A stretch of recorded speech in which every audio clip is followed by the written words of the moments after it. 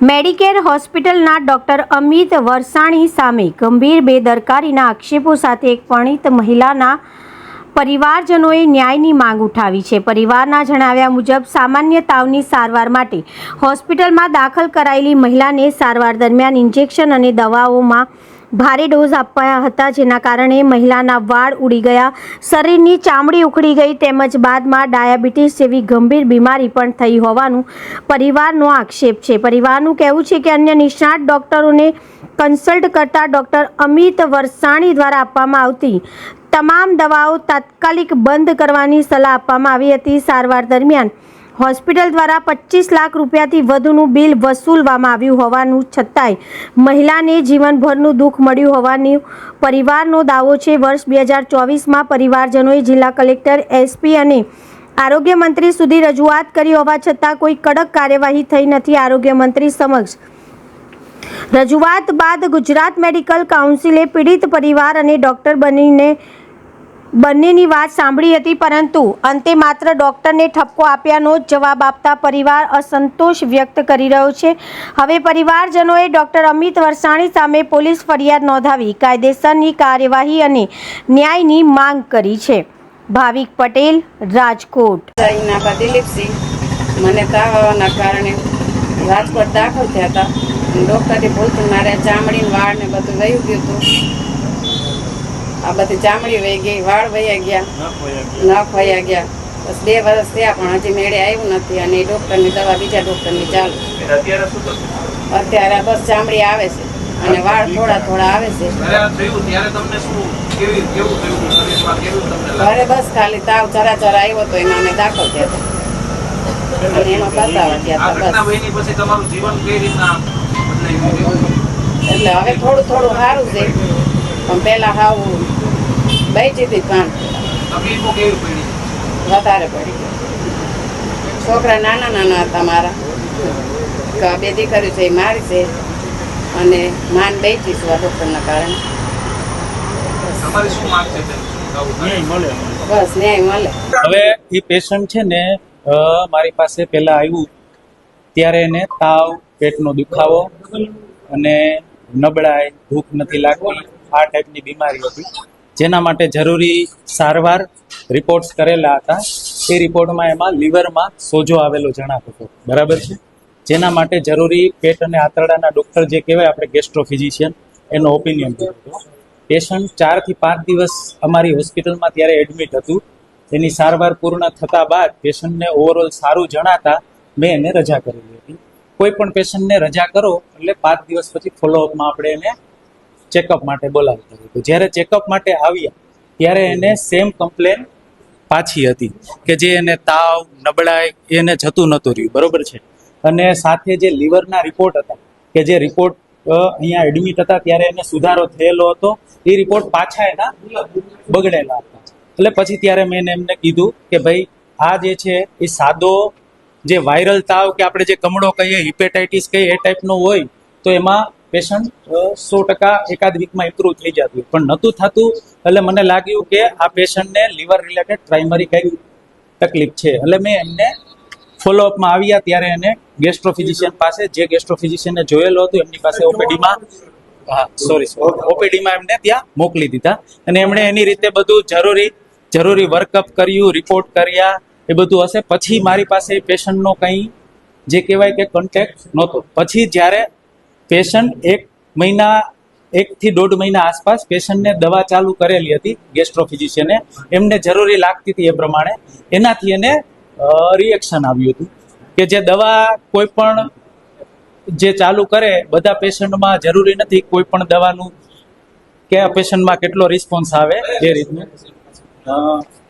પહેલા હું આ વાત કરીશ, એટલે ગેસ્ટ્રોફિઝિશિયન પાસે મોકલેલું હતું, એટલે એને જે દવા ચાલુ કરી હતી એનું એને રિએક્શન આવ્યું। એ રિએક્શન આવતા બાદ એણે ઓપીડી બેઝ ડર્મેટોલોજીસ્ટ કે જે ચામડીના નિષ્ણાત નો હોતે બતાવીને આવ્યા હતા ને પછી મારી પાસે આવ્યા હતા। એટલે એ દરમિયાન એને પછી રિએક્શન, ડ્રગ રિએક્શન હતું, એને અમારી ભાષામાં એરિથ્રોડર્મા એક્સફોલિયાટાઇટિસ કહેવાય, એટલે એ જે ટાઈપનું રિએક્શન હતું અને એના માટે જે જરૂરી સારવાર ને બધું મેં આપેલું હતું અને મારું કામ હતું એમાં સપોર્ટિવ ટ્રીટમેન્ટ કરવાનું, કારણ કે ત્યારે જ્યારે પણ ડ્રગ રિએક્શન આવે ત્યારે પેશન્ટના ઓવરઓલ વાઇટલ્સ જે અમે કહીએ બીપી, યુરિન આઉટપુટ, ફીવર, આ તે બધી વસ્તુ અમારે મેનેજ કરવાની હોય. સાથે એમની સાથે સુપર સ્પેશિયાલિસ્ટ જે કહેવાય કે ડર્મેટોલોજીસ્ટ, એમણે પણ જોયેલું હતું પેશન્ટને. વચ્ચે એને મગજ ઉપર પણ અસર આવી હતી એને લીધે, એટલે ન્યુરોફિઝિશિયનનો પણ આપણે ઓપિનિયન લીધેલો હતો ને એ પણ સાથે જોતા હતા. એટલે ઓવરઓલ કેસનું રિએક્શન હતું એ જટિલ હતું, એના માટે આપણે યોગ્ય સારવાર આપેલી હતી. આ સારવાર દરમિયાન થ્રુ આઉટ મેં એને કીધેલું હતું કે ભાઈ આ થોડુંક આપણી બીમારી ગંભીર છે, એના માટે જે બીમારી હતી શું સાહેબ? મૂળ બીમારી હતી શું અને તમે શું સારવાર કરી? બીમારી અરે અહીંયા આવ્યા ત્યારે સાંભળો રિએક્શન એને ઓપીડી બેઝ દવા ચાલુ કરેલી હતી ગેસ્ટ્રો ફિઝિશિયને, એના લીધે રિએક્શન આવ્યું હતું.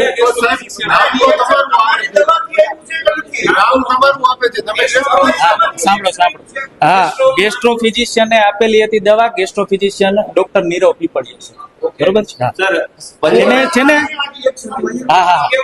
એને છે ને જો એને ડાયગ્નોસિસ કરેલું હતું કે સીરો નેગેટિવ ઓટોઇમ્યુન હિપેટાઇટિસ. એ દરમિયાન એના માટે જે દવા ચાલુ કરી હતી એનાથી એને રિએક્શન આવ્યું હતું અને એ રિએક્શનની સારવાર કરી હતી. એ ગેસ્ટ્રો ફિઝિશિયને કરે છે. બિલ એક્ઝેક્ટ મારે જોવું પડે, મને હવે અત્યારે યાદ નથી. ના 100% એટલું બિલ નથી. પરિવારને એવા આરોપ છે કે 2.5 મહિના સુધી મેડિકેર હોસ્પિટલમાં એડમિટ રહ્યા હતા. હકીકત શું છે? કેટલા ટોટલ પેશન્ટ પહેલી વાર 5 દિવસ, પછી વચ્ચે 1-1.25 મહિના સુધી પેશન્ટ અમારે ત્યાં હતું જ નહીં. પછી પેશન્ટ વચ્ચે 14 દિવસ એડમિટ થયું, એના પછી 1 વીક પછી પાછું અઠવાડિયું એડમિટ થયું. એટલે ઓવરઓલ એને 1.5 મહિનામાં 2 થી 3 વાર એડમિટ થયેલું. અને આ દરમિયાન આ રિએક્શનની સારવાર પણ અહીંયા જ થઈ. હા તો એ તો અહીંયા જ થઈ છે. તમે કહો છો ગેસ્ટ્રો પાસે ગયા, પેશન્ટને દવા ચાલુ કરી હતી ગેસ્ટ્રો ફિઝિશિયને, પછી અમારી પાસે આવ્યું ને ત્યારે ઓલરેડી પેશન્ટને રિએક્શન હતું એની સારવાર અમે કરેલી. કોના કારણે આવ્યું સાહેબ? સર એ એવું કહે છે એના પરિવારજનો કે રિએક્શન આવ્યું, પછી એમને ચામડીના ડોક્ટરને બતાવ્યું. ચામડીના ડોક્ટરે એવું કીધું કે અમિત વસાણીની જે દવા છે એ બંધ કરી દો, પછી તમારું તમારી એ દવા કેમ ચામડીના ડોક્ટરે છે બંધ કરાવી? એ ગેસ્ટ્રો ફિઝિશિયને જે દવા ચાલુ કરેલી હતી એ દવા નામ આપો. દર્દી તમારું નામ આપે છે આ સાહેબના પણ હવે જો સીધો જ આ બાબત મેડિકલ કાઉન્સિલમાં ફરિયાદ થઈ છે સાહેબ. હા તો મેડિકલ કાઉન્સેલિંગમાં ફરિયાદ કરેલી છે. એને અહીંયા બધી વસ્તુના મેં આન્સર આપેલા છે. જવાબ દેવો પડે ને સાહેબ. સર આ તમારી પહેલી ફરિયાદ નથી. આ કારણે પણ જિલ્લાનો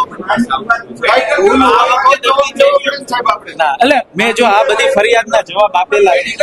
તમને એવું કીધું કે તમારી અંદર તમારા જે આ હોય તમારી ડિગ્રી ના અમારી ડિગ્રી અમે બેઝિકલી અમને એવું કીધેલું હતું કે તમે જે ડિગ્રી છે એમાં એનેસ્થેસિયોલોજીસ્ટ લખાવો, ઈ મેં કરાવવાનું કીધું હતું. ઈ તમે બધા ડોક્ટર છે એના સિવાય.